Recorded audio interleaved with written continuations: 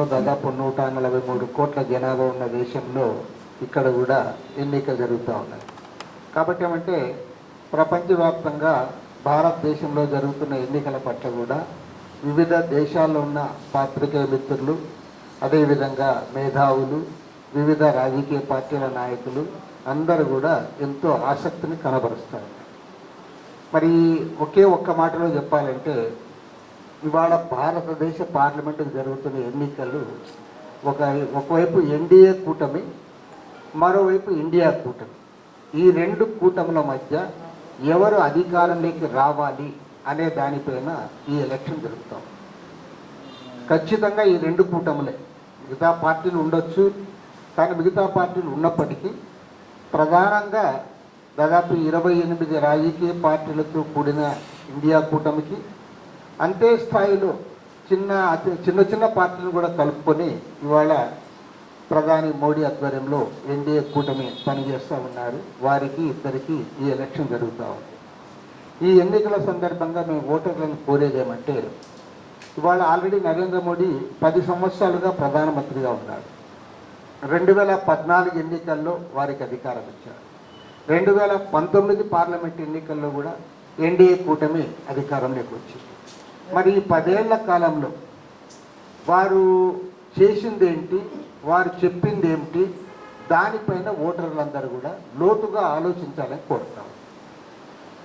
2014 parliament ఎన్నికలప్పుడు ఆ రోజు గుజరాత్ ముఖ్యమంత్రిగా ఉన్నాడు నరేంద్ర మోడీ గారు. ఆ రోజు ఈ ఎన్డీఏ కూటమికి ప్రధానమైన ప్రచారకుడిగా, ఒక రకంగా చెప్పాలంటే ప్రైమ్ మినిస్టర్ క్యాండిడేట్గా అప్పటికి ఫోకస్ అయ్యాడు అనుకుంటాను. ఆయన ఆ రోజు స్పష్టంగా చెప్పింది ఏమంటే, దేశంలో ఉన్న మౌలిక సమస్యలు ఏవైతే ఉన్నాయో ఆ అంశాలపైన పదే సభల్లో ప్రస్తావన చేశారు. ఉదాహరణకి భారతదేశం వ్యవసాయక దేశము, గ్రామీణ ప్రాంతంలో రైతులందరూ కూడా అప్పుల పాలయ్యారు, ఆత్మహత్యలు చేసుకుంటూ ఉన్నారు. ఈ దేశానికి మంచిది కాదు, కాబట్టి మేము వచ్చి వారి అప్పుల బారి నుంచి బయటపడేస్తాము, ఆత్మహత్యలకు ఫుల్ స్టాప్ పెడతాము, 2022 నాటికి వారి ఆదాయాన్ని రెట్టింపు చేస్తామని పదే చెప్పారు.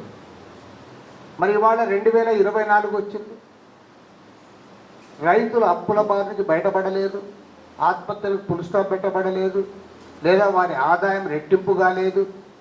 కాబట్టి ఏమంటే రైతులు ఇప్పటికి కూడా ఈతి బాధలు అనుభవిస్తూ ఉన్నారు, కష్టాల్లో ఉన్నారు. అదేవిధంగా ప్రత్యేకించి చదువుకున్న విద్యావంతుల యువకులకు చాలా స్పష్టంగా చెప్పారు, సంవత్సరానికి 2 కోట్ల మందికి ఉద్యోగాలు ఇస్తాము. ఆ రకంగా 2 కోట్ల మందికి ఉద్యోగాలు ఇస్తూ పోయి ఉంటే ఈ 10 ఏళ్ల కాలంలో 20 కోట్ల మందికి ఉద్యోగాలు వచ్చి ఉండేవి, వాళ్ళందరి జీవితాలు కూడా బాగుపడేవి. కానీ ఇవాళ నేను గ్యారెంటీగా చెప్పగలను, ఇవాళ భారతదేశంలోనే 45 సంవత్సరాల రికార్డు స్థాయిలో అన్ఎంప్లాయ్మెంట్ ఇక్కడ ఉంది. 45 ఇయర్స్ రికార్డ్. అత్యధికంగా ఇవాళ ఉద్యోగాలు లేక నిరుద్యోగులు ఉన్నారు. ప్రపంచంలోనే ఇన్ని కోట్ల మంది నిరుద్యోగులు ఉన్న దేశం ఏదైనా ఉందంటే అది భారతదేశం. పైగా ఇవాళ సెంట్రల్ గవర్నమెంట్ ఉండే లక్షలాది ఉద్యోగాలు, దాదాపు 30 లక్షల ఉద్యోగాలు ఖాళీగా ఉన్నాయి. ఆ ఖాళీలు కూడా భర్తీ చేయడంలో ప్రభుత్వ రంగ పరిశ్రమలన్నీ కూడా ప్రైవేట్ పరం చేస్తూ ఉన్నాడు. ఆ రకంగా కూడా ఉద్యోగాలు కోల్పోతూ ఉన్నారు. వీటితో పాటు ప్రైస్ రైజ్ గురించి కూడా మాట్లాడారు. మేము ధరలు తగ్గిస్తాం, మాకు అధికారం ఇస్తే 100 రోజుల్లోగా ధరలు తగ్గిస్తామన్నాం. ఇవాళ చూస్తూ ఉన్నాం, ఈ 10 ఏళ్ల కాలంలో నిత్యావసర వస్తువుల ధరలు, పెట్రోల్ డీజిల్ ధరలు, వంట గ్యాస్ ధరలు అన్నీ కూడా విపరీతంగా పెరిగిపోయినాయి. 2014లో 1 లీటర్ పెట్రోల్ 73 రూపాయలు ఉంటే ఇవాళ అది 110 రూపాయలు చేరింది. ఆ రోజు 415 రూపాయలు వంట గ్యాస్ ఉంటే ఇవాళ 1160 రూపాయలు. కాబట్టి ఏ ఒక్క వస్తువు ధర కూడా తగ్గలేదు. చివరికి వాళ్ళు ఎంత ఫిక్స్డ్ అయిపోయినారంటే, ప్రభుత్వంలో ఉన్న ఏ ఒక్క మంత్రి కానీ, ప్రధానమంత్రి కానీ, లేదా బీజేపీ నాయకులు కానీ ధరల గురించి ఎక్కడ మాట్లాడమే లేదు. కాబట్టి ఏమంటే ఏదైతే మౌలిక సమస్యలు ఉన్నాయో మౌలిక సమస్యలు ఒక్కదాన్ని కూడా వాళ్ళు అడ్రస్ చేయలేదు. పేదరికాన్ని తగ్గించలేకపోయారు. పైగా వారి అవాస్తవాలు మాట్లాడుతూ ఉన్నారు. వాళ్ళు మాట్లాడుతున్న ఒకనొక పెద్ద అవాస్తవం ఏమంటే, దాదాపు 20 కోట్ల మందికి పైగా బిలో పావర్టీ లైన్ నుంచి అబోవ్ పావర్టీ లైన్లోకి పోయినారు అన్నారు. మరి ఒకవైపు బిలో పావర్టీ లైన్ నుంచి అబోవ్ పావర్టీ లైన్లోకి పోయినారని వాళ్ళే చెప్తా ఉన్నారు. కానీ అదే ప్రభుత్వము దేశవ్యాప్తంగా 80 కోట్ల మందికి ఉచితంగా మేము రేషన్ ఇస్తున్నామని చెప్తాం. నువ్వు నిజంగా బిలో పవర్టీ లైన్ వాళ్ళందరూ అబోవ్ పవర్టీ లైన్లో పోతే ఈ 80 కోట్ల మందికి నువ్వు ఉచితంగా నువ్వు ఎందుకు రేషన్ ఇస్తూ ఉన్నావు? దీన్ని బట్టి అర్థమవుతా ఉంది భారతదేశంలో పేదరికం ఎక్కువ ఉందని. అదేవిధంగా బ్లాక్ మనీ విషయంలో ఏ రాజకీయ నాయకుడు కూడా అంత ధైర్యంగా చెప్పలే. నువ్వు చాలా స్పష్టంగా చెప్పావు, విదేశీ బ్యాంకుల్లో నల్ల డబ్బు ఉంది, అది భారతీయుల నల్ల డబ్బు, మన సంపదనంతా దోచుకొని తీసుకుని విదేశీ బ్యాంకుల్లో పెట్టారు. ఈ కాంగ్రెస్ వాళ్ళకి చేత కాదు, మన్మోహన్ సింగ్ అసలే చేత కాదు.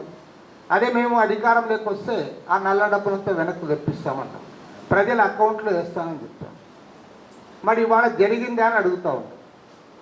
ఎక్కడైనా ఒక్కరిని ఎవరైనా తీసుకొచ్చి నల్ల డబ్బు వెనక్కి తెప్పించావా? తెప్పించలేకపోయావు. పైగా ఇవాళ దేశవ్యాప్తంగా బ్యాంకుల్లో, మన జాతీయ బ్యాంకుల్లో లక్షల కోట్ల రూపాయల అప్పులు తీసుకొని ఆ డబ్బంతా ఎగ్గొట్టి వాళ్ళు విదేశాలకు దర్జాగా వెళ్ళిపోయారు.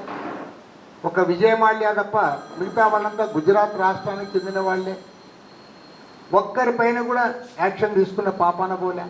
ఈ ప్రభుత్వం వాళ్ళతో కుమ్మక్కయింది కాబట్టి ఇవాళ భారతదేశంలో ఉన్న జాతీయ బ్యాంకులు డబ్బు ఎగ్గొట్టి లక్షల కోట్ల రూపాయలు ఎగనామం పెట్టి విదేశాలకు ఎవరైతే వెళ్ళిపోయారో వాళ్ళు దర్జాగా వెళ్ళిపోతూ ఉంటే వాళ్ళతో ఈ ప్రభుత్వం కుమ్మక్కయింది కాబట్టి వాళ్ళు పట్టుకొని వాళ్ళపైన యాక్షన్ తీసుకోలేకపోయారు. మన 59 రూపాయలు ఇవ్వాల్సి వస్తుంది, మన రూపాయికి విలువ లేకుండా పోయింది అని చెప్పారు. మరి ఇవాళ ఆ రోజు 2014లో ఒక డాలర్కి 59 రూపాయలు, కానీ ఇవాళ 10 ఏళ్ల తర్వాత 2024లో ఒక డాలర్కి 83 రూపాయలు.